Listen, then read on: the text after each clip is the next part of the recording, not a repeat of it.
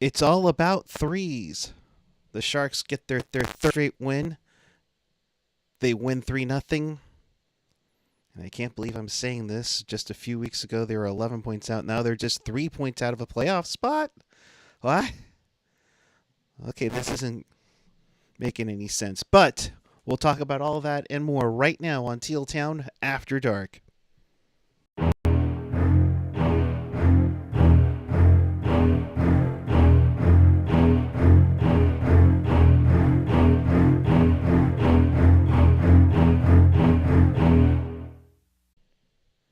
Good evening, everyone. It is April 2nd, 2021. No, this is no late April Fool's joke. The Sharks have won 3 in a row again.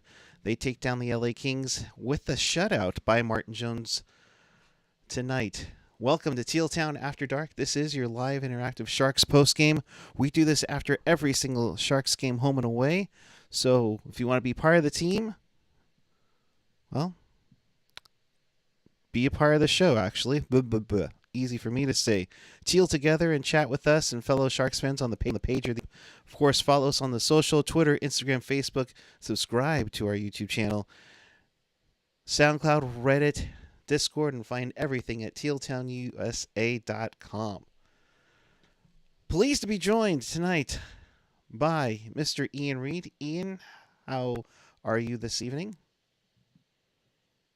Good. It was a good game of hockey. There's a lot to like about tonight's game. It's always nice when the Sharks do good, it's good. Unless you're on Team Tank, there's not a whole lot from tonight that you should be disappointed with. Right. Yeah. And that's where you are. Where you are in this sense, and there's Team Tank or Team Playoff. You can look at this game in a multitude of ways, but overall, it seemed like the Sharks played the Kings very well, and I mean, obviously they got the shutout, Ian. But as we begin the recap here, they got off to a good start early, which is what Bob Booner's really been wanting.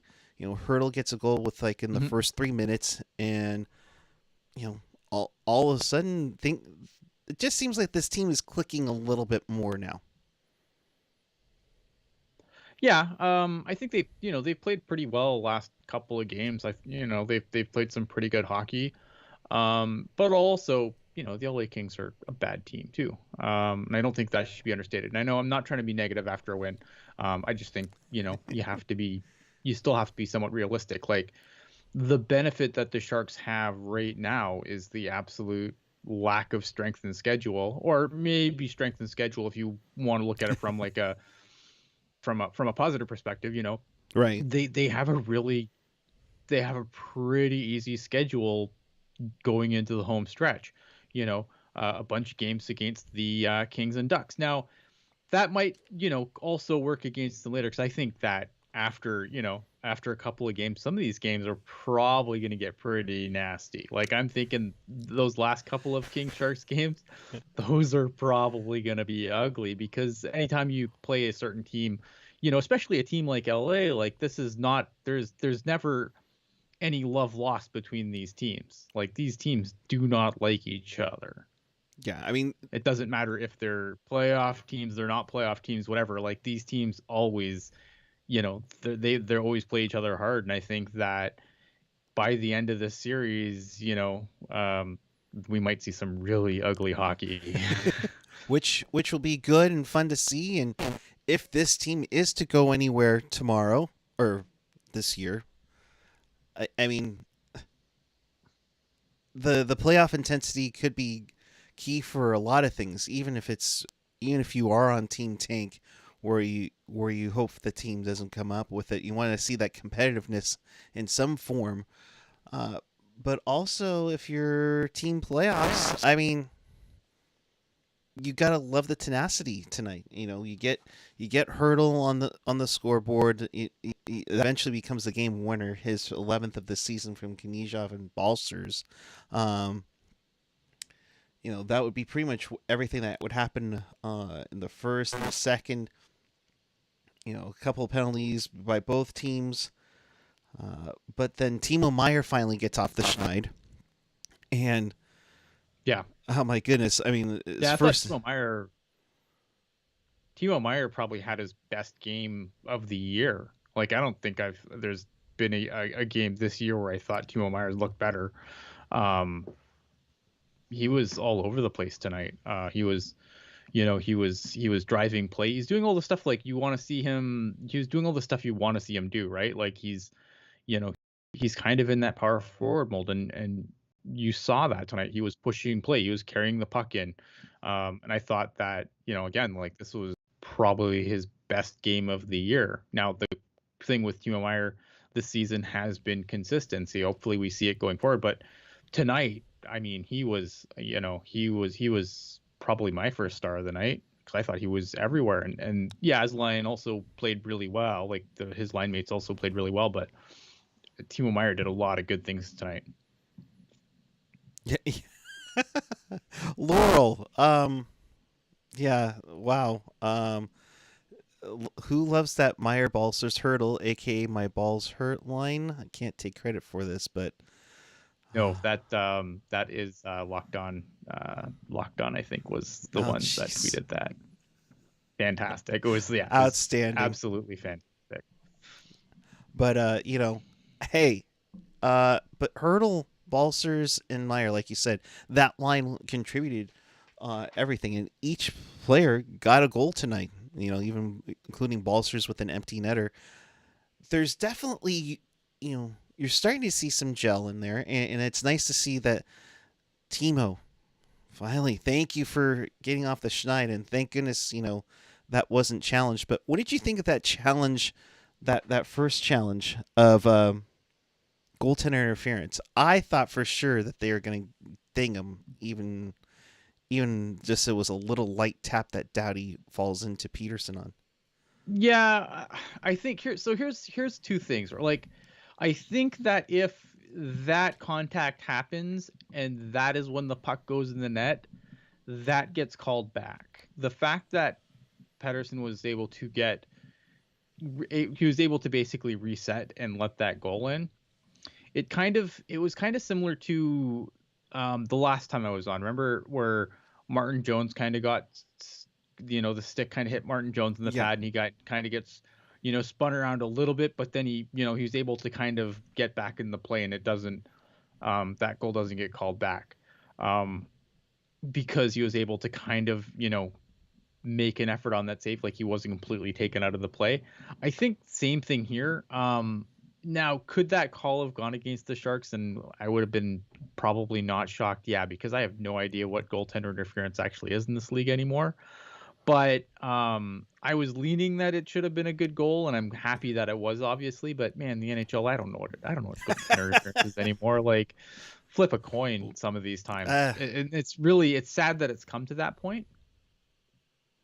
But here's the thing. I mean, obviously, if they've called so many penalties, maybe they do call it. Never mind. Not going to get into the Tim Peel thing at all.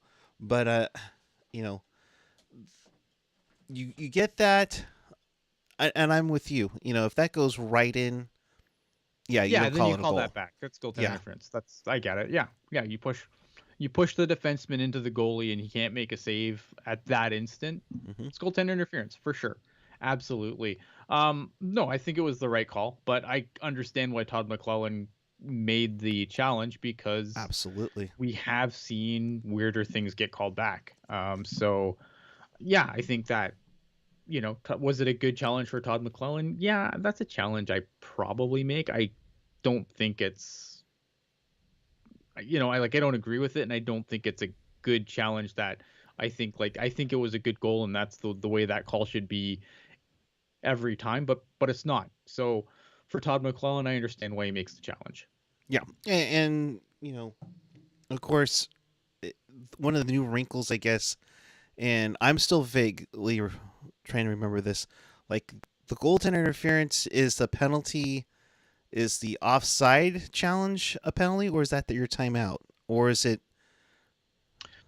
No, so what happened is, and it's just, I guess, apparently coming into last season, which was 15 years ago, if you all remember, um, this was changed. So you could go into instead of costing the timeout's no longer a thing. Now it's just you fail the thing, you get a penalty, and if you challenge and fail twice, it becomes a double minor, and every challenge after that is a double minor after that.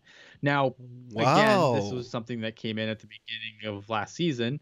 So, and then 2020 being what it was, we just, it was just something that we didn't see, so we kind of all just forgot because even I was like, wait a minute, why are they making two challenges? But again, yeah, it's something that came in at the beginning of last season. But again, beginning of last season was 15 years ago. I'm not surprised we all forgot it was a thing. I've never seen anything, we haven't seen it. So if you don't see it, it's kind of one of those things where it's, you just kind of, it slips your mind and you just think, oh, well, that's the way it should be. And it got me too. Like, I'm not going to sit here and pretend, because I saw the rule change after that, I was on board. I was like, wait, what's going on here? But yeah, the new rule is that you can make as many challenges as you want, but the first challenge you fail is a 2-minute penalty, and then every challenge you fail after that is a double minor. So obviously not something that you don't want to fail two challenges in a row. So obviously coaches are probably going to be conservative with it. And um I didn't think there was that was conclusively offside, but I think the thing that we always have to remember is that we see the angles on the broadcast, but the refs do have more angles than the broadcast does. So Right. they're looking at different angles than we are. I didn't see a conclusive offside there, but the broadcast camera angles are obviously all wonky and all over the place. I'm pretty sure the refs have a one that's right down the blue line that we don't see, unfortunately. And we should see it, but we don't. So I'm not going to argue it too much. It was really close, but I didn't see conclusive. But again, we see that on an angle, you know, camera shot of the blue line, and it's really hard to see what's what there. Yeah, So the angles that they showed on the broadcast, uh, I mean, I was having a tough time trying to follow the puck. I think even Randy Hahn mentioned it to Teddy. He's like, "Where can you see the puck there?"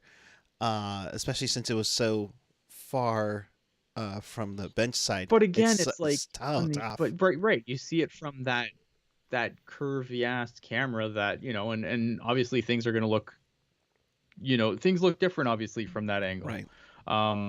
But the refs do have pretty sure the refs have a camera that goes right down the blue line that they have access to that we don't.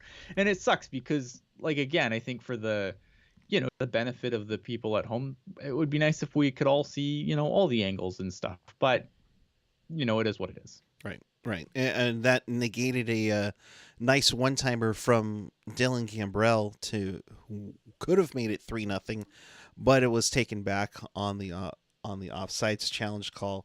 Want to get your thoughts on Martin Jones tonight with coming in, and he's played a multitude of games. I got to pull up the stats for his last 7, but he has been He's on a had a good really run. good stretch. Yeah, he's had a really good stretch of games. The problem is, and here's the danger, right? And I don't, man, we won. We're like on a 3-game winning streak, and I'm gonna be a downer here, but here I go. Everyone, Dang get it! your popcorn and Dang it, fruit Ian! ready to throw at me. Um, but we've seen Martin Jones have good stretches of games before, right? Mm-hmm. Like I think he's been really good of late. But has my opinion, like my overall opinion of Martin Jones, changed over? No, no. You're right. I mean, he's totally promised to be different. Everything's going to be better this time, right? Like, no. Yeah, I mean, 30 save shutout on the night here. He Yeah, no, it was a good game, and he's had a good stretch of games, but we've seen him have good stretches of games, and then the problem is they don't last. right. So, like, I think the real danger here for this team right now is they continue on this streak, and then they think, actually, wait, which way is the wind blowing today? Oh, actually, nothing's wrong. This isn't a reset after all. We're good. Right, right. It's like this is where it can be really deceiving. It's like, yes, they played well against the Blues. Yes, they played fairly well against Vegas, but they've fallen apart against them. But now you're going into a stretch where you're going to be going back and forth between the California teams, where I think they've only lost once against Anaheim and LA. It can be a little deceiving. Mm-hmm. Now, be it as it may, are you trying to do you how would you take wins here? I mean, if you're expected to play well against these teams, do you need a dominant win or a win like tonight where they play very well, they control the game for the most part, get good defense, good goaltending, get a splash of offense? I mean, what would it take for it to be to make you go, okay, now I can tell these guys mean something?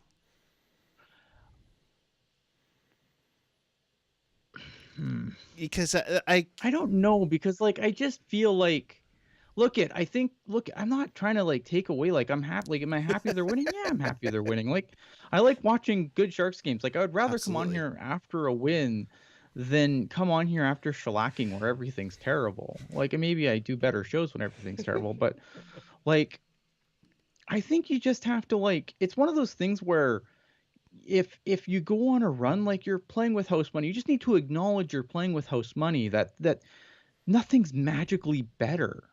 Like, what is this team? Is this team the sum of its last 3 or 4 games, or is it the sum of its last 2 seasons? Right? Like, I'm not trying to be a downer. You got to keep it real, right? That's what we always do. Keep it real, Teal. Right. Keep it, yeah, keep it real, keep it real.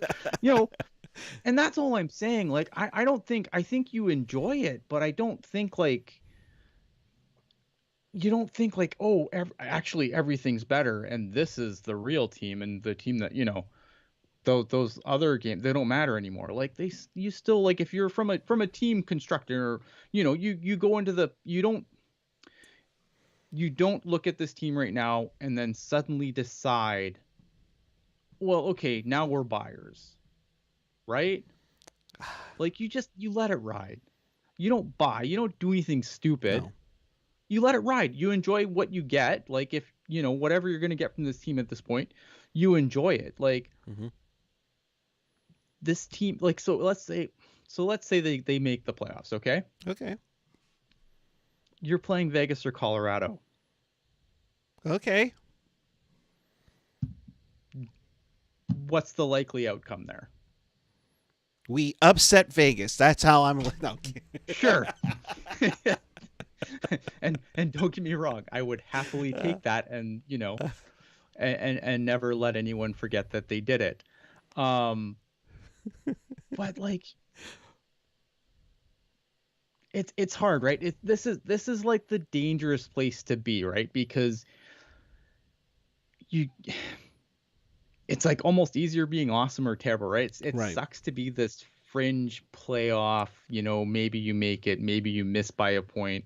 Like that's the real worst place in the NHL to be. Right. It's better to be awesome, where like you're a cup favorite, or absolute crap. Like you win either way in that situation. Being that fringe team that, either makes the playoffs or has like really low lottery odds, and you kind of just tread water. Like we've seen teams do this, right? Right. And here's the thing though. It totally throws the whole new format to the to the draft lottery, where if you are from 11 to the 11 worst teams in the playoff, or that don't make the playoffs, Right. have a chance at the number 1 pick. So if you're 12 to 15, you might as well go for it, because you're not going to get a shot at the number 1 pick. Yeah, but you don't want to but you don't want to burn assets, right? That's True. all I'm saying. Like, I think that at this point, like the Sharks, they're doing right now, like especially again, strength of schedule, Mm-hmm. right? Like they have the strongest, depending on half full, half empty. That is the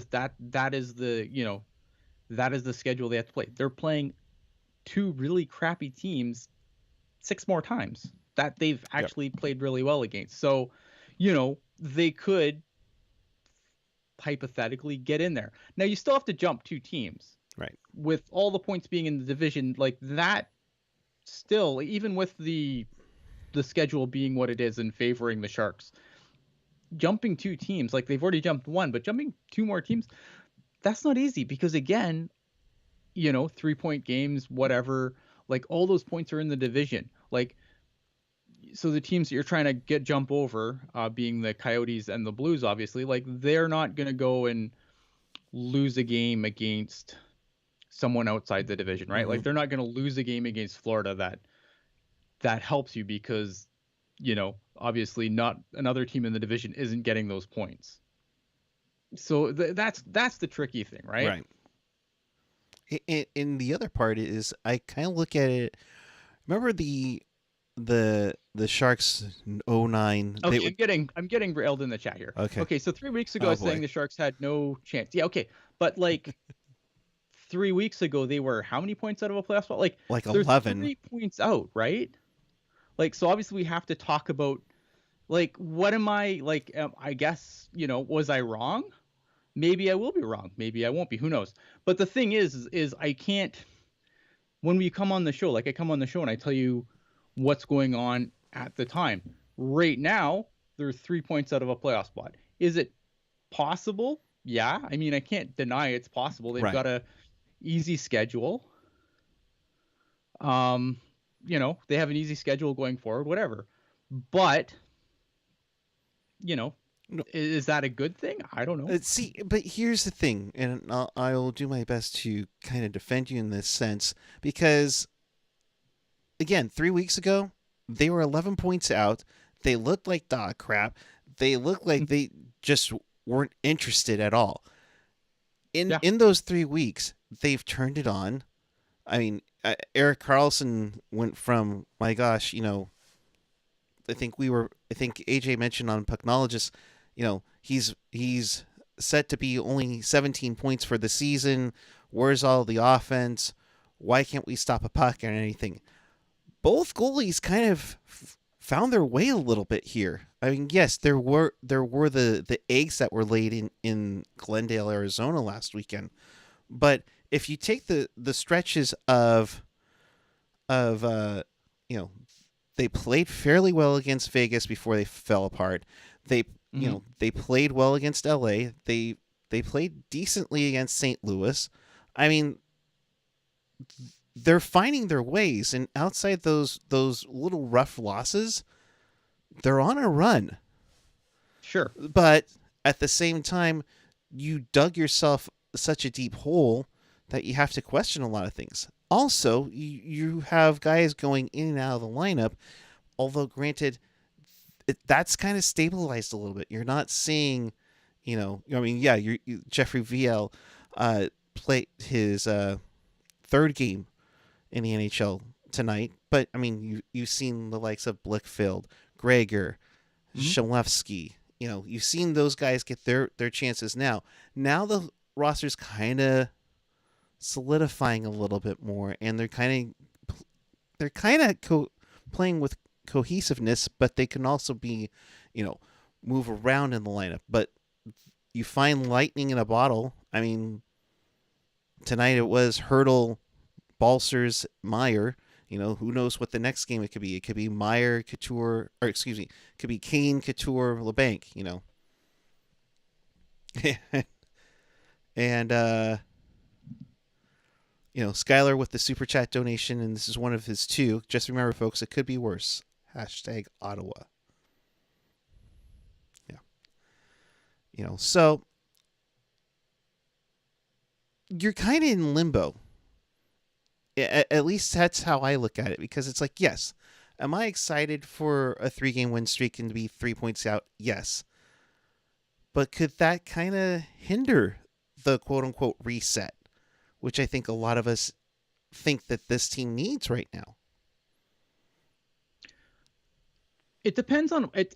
Like, could it? Yeah, but it really there's more to like resetting or whatever than just getting a really high draft pick, right? Right. It's how you go forward, and I think that to me, like that's what would concern me, right? Like, I think this offseason you have to buy out Martin Jones, and you know having like taking this run and then being like, oh, actually Martin Jones is good, right? Mm-hmm. Like he's good now. It's everything's better. It's all better. No, it's probably not. That's the reality, right? Right. Like, so it's not an issue of, oh well, they didn't get a high draft pick, so everything's completely screwed now. No, I mean, high draft pick super helps. Don't get me wrong, but I think you wouldn't want to take a like I said, just a hot run now and then completely ignore what happened the last two, like overall the last two seasons, right? Like the entire body of work. You don't want to take that and like decide you're a contender or something, right? Like I still think like even if you make it, like okay, so you make it, great, right? Maybe you get completely destroyed, maybe you pull an upset, but are you you know is this does that team, like, I do you look at this team and say, wow, if they can just get past Vegas, they're set? Because I don't. No, I don't think that they can. I mean, I don't. If you were to be a betting person, there's no way I'm putting money on the Sharks over Vegas. That being said, yours truly said, I think, on the season preview, that they would sneak in and upset Vegas in round one. Now, anything's possible, but I mean, Anything's possible. I but could win the lottery tomorrow. I hope so. Hope so, but chances are I won't. Yeah, same here. But But that's all I'm saying. Like, I'm not trying to say, like, I again, I'm not trying to be a downer. I just think like you don't want to overreact to a hot stretch against some mediocre to bad teams. That's all I'm yeah, saying. you just gotta kind of slowly roll a little bit because you don't want to get crazy about it. Now, if they go on a 9-game winning streak, I mean, you do have to take some positives out of that for sure. So, all right, let's get to some of the comments of the coming from the dressing room in Staples Center. Bob Bugner's first up. Timo was a threat every time he was on the ice, and that can only help his confidence. I think we've been in a lot of games this year, and we've let leads slip in the third. Now we're winning a lot of battles. And he continued on with, Jones is giving us the right saves at the right time and has been one of our better players over the last 3 Yeah, weeks. he had hell. There was the power play where he was the best player on the power play. Like Martin Jones had a hell of a game tonight. Like, I'm not trying to take anything away from like the game that he played tonight. Again, it's the whole body of work. I'm not taking away from anything tonight. Yeah, and he had two sets of two saves where he was making some acrobatic moves there. He's really Yeah, he had a hell of got a game. Like, I'm not saying he had a bad. He had a great game. He's had a really really good stretch of games lately. Like, he's earned all the starts that he's been getting. Like, he's made the most of the opportunities that he's been given over the past probably 20 games. right. And Jones is saying the way we've been playing, we could go on a bit of a run here and see where we're at in a few weeks. And that's the thing, because of where they've been, they're starting to get a little bit of the confidence going with them. Meyer, we're starting to find each other on the ice. It was fun out there with them tonight, but we got to keep working our game defensively. Yeah, like on paper, that like at the start of the season, if you would have told me that it was going to be, obviously Balcers wasn't on the team at the start of the season because of the waiver claim, but like if you'd have told me it was going to be Hurdle, Balcers, and Meyer at the start of the season, I've been drooling over that line. That line should be good. Like you want like a good, pushing play line. Like that is a line that I would expect to do that. And you know, uh, kudos to whoever wanted to pick up Balsters off of waivers. They knew they had lost an asset with that Erik Karlsson deal, but Mhm. I mean, I forget who said it, and forgive me for not saying, but I mean, I think it was Kevin saying, Balsters is kind of on a 20 goal pace if this was an 82 game season, which is nice to Yeah, have the depth scoring that we obviously been missing. I like Rudy Balsers. I've always liked Balsers. I think he's, I like the way he plays. I don't know about the 20 goal pace, but I mean he's been really good. Yep. Uh, I think he's been good anyway. yeah, no, and I knew there was one piece that the Sharks were reluctant to get let go in that deal. Jordan Furtado, good to see you again, my friend. I know you've been in here before, but thank you for the $20 super chat donation. Listen, this team is dangerous. I've been calling this 3 weeks ago, which is true. The season will come down to the Colorado series and the Yotes at the end. You might have to Yeah, I remind that down mean, for foreseen points. for sure. I mean, look at again, strength of schedule is definitely in the Sharks' favor. So we'll see what they do. Yeah, and the thing is that you know it could be that next man up. It could be, tonight it was Timo Meyer finally getting off the schneid. You know, lately, Ryan Donato was on a long schneid, and now he had like 3 goals, I think, in his last 8-9 games. I mean, it's good. It's good to see that, and it's always good to see that we're also getting, those little pieces coming through. I mean, Gambrell's improved himself a little bit too. Sorensen had some decent looks tonight, although it looks like, you know, we keep hearing those. Oh, he's going to look great in Calgary Flame red and gold. And hockey jerk checking, and we always said on TTG that Balsers was the one who got away. Yeah, look at I think the thing with Balsers, and because I saw something else in the chat there, um, and the thing with Balsers, as comparable to Norris, like I like Josh Norris too. Josh Norris is gonna be the better between the two players.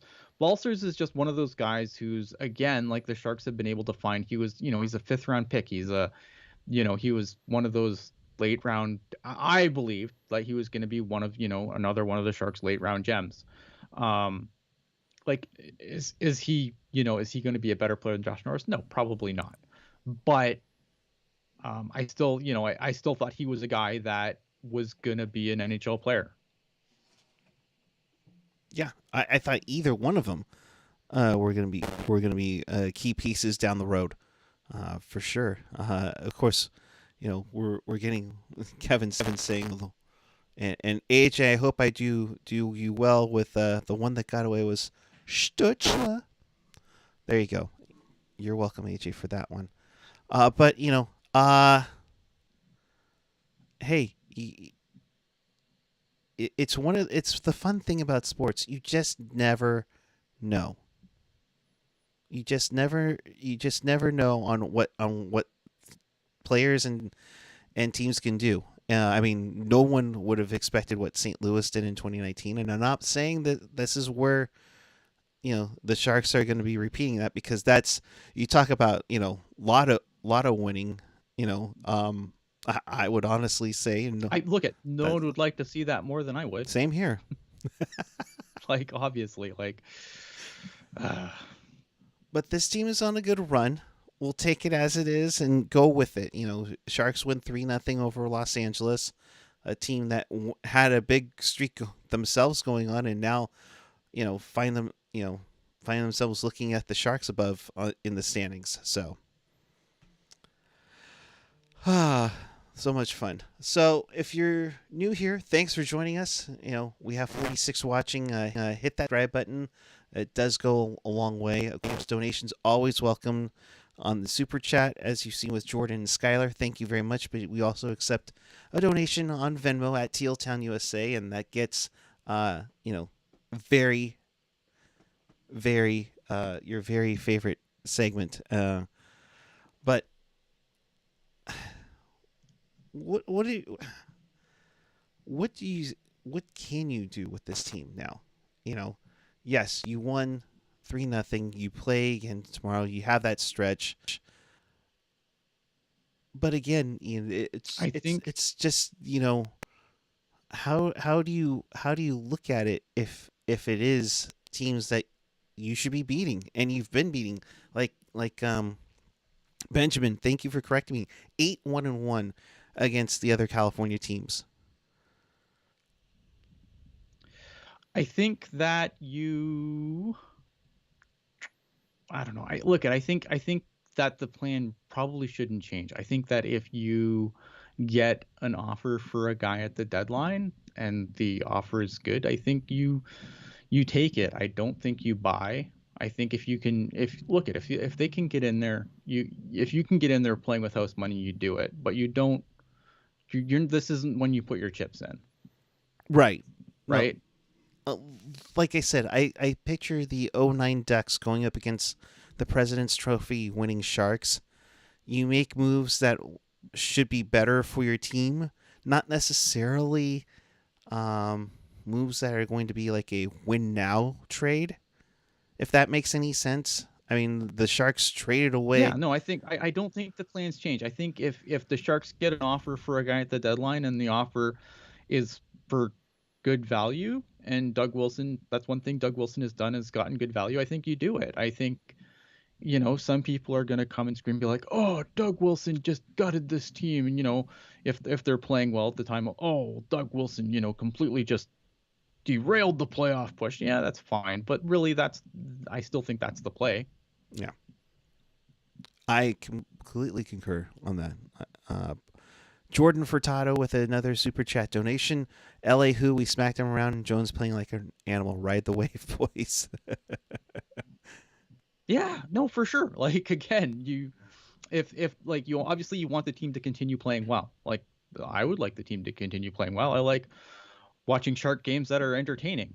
And Sharks games are generally more entertaining when they win, right? So, preferably. But you don't derail the future for a short good run. Gotcha.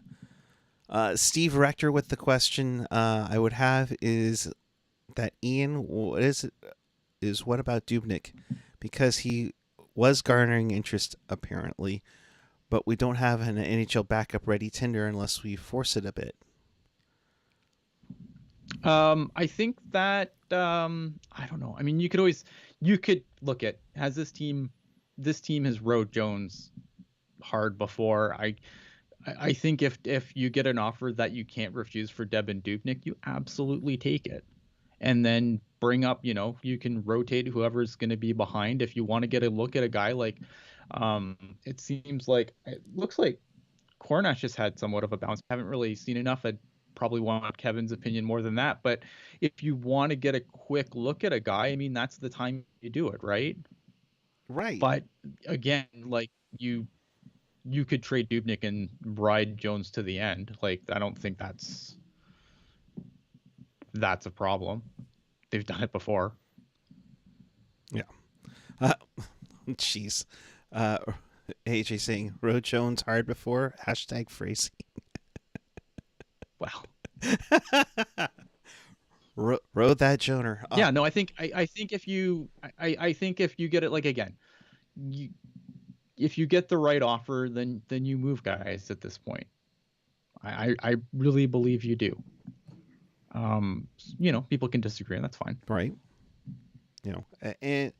And like Al is saying, from who the Sharks would have to retain salary to trade him.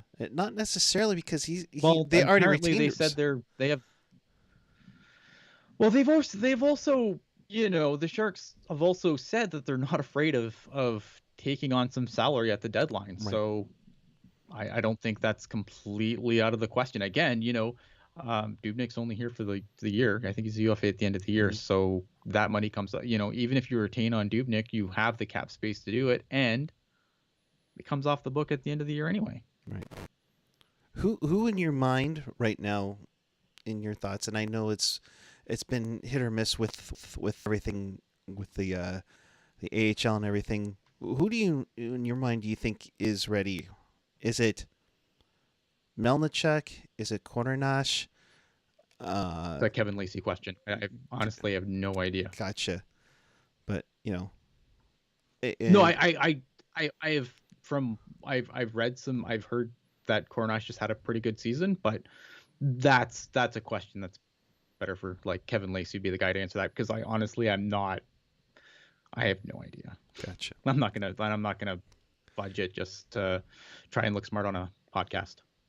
But you are smart. You are a smart Canadian robot, my friend. All right. Well, Sure, when I know things. uh, Jerry F, thank you for your donation. Let's get to the wraparound really quick. Capitals beat the Devils 2-1 in overtime. Uh, you had Dmitry Orlov with the game-winning goal there. In a shootout, the Leafs beat the Jets 2-1.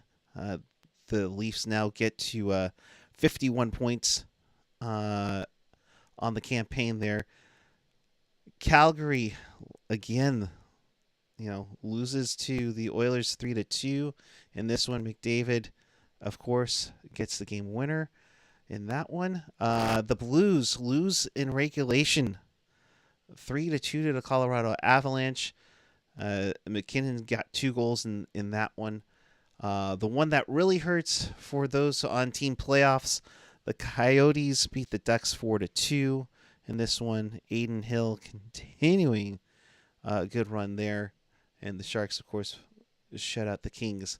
What does that do for the standings? Well, the teams got flipped around a little bit in the Western Division.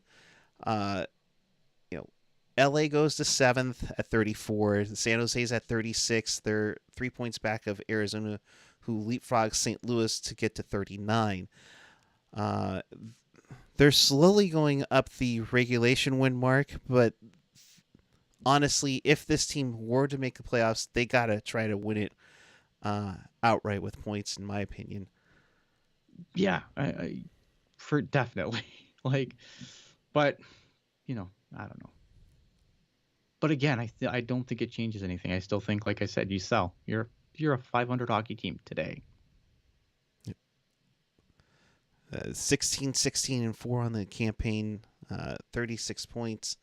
Granted, your goal differential still minus 18. I can't believe Anaheim's goal differential is a minus 42. Wow. That's Yeah. crazy. Well, yeah. I mean, they've only scored 85 goals, right? And, that's a big part of it. Yeah. I mean, they've let in a ton of goals as well, but they've scored. I don't how many teams have scored less than them? Buffalo? You said 85? Let's see. Jersey and Buffalo are Jersey the only teams that have scored less goals than the Ducks this year. Yikes. That's insane. That's absolutely insane. 85. And then you see like a team like Nashville, who hasn't even hit is like a minus 17 in goal differential, is currently, clinging onto a playoff spot, going up against Chicago in the Central. But I mean, Arizona is one that hasn't hit the triple digit mark. Boston, there you go. Boston, the East Division, 89 goals. Granted, they've done pretty well in stopping goals for going in. So.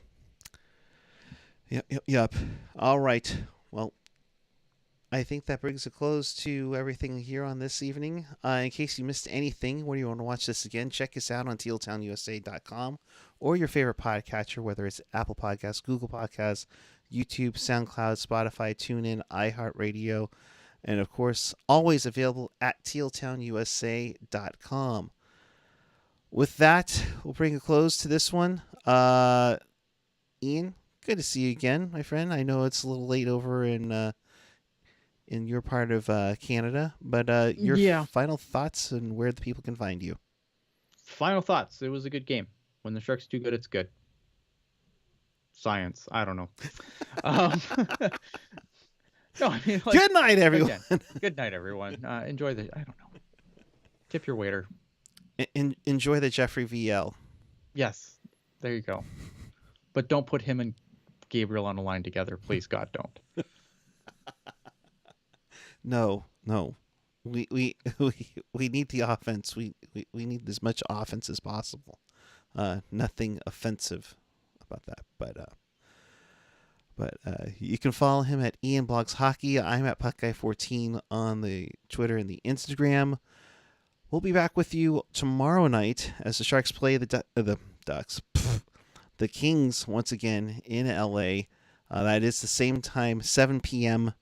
The start time. We'll be on here tomorrow. So for myself and Ian Reid and all of us at Teal Town USA, thanks for watching us. The conversation continues on the Discord channel. If you haven't already jumped over there yet, we appreciate each and every one of you. And until tomorrow night, keep it real, keep it teal, keep it real teal. Have a good night, everyone. We'll see you tomorrow.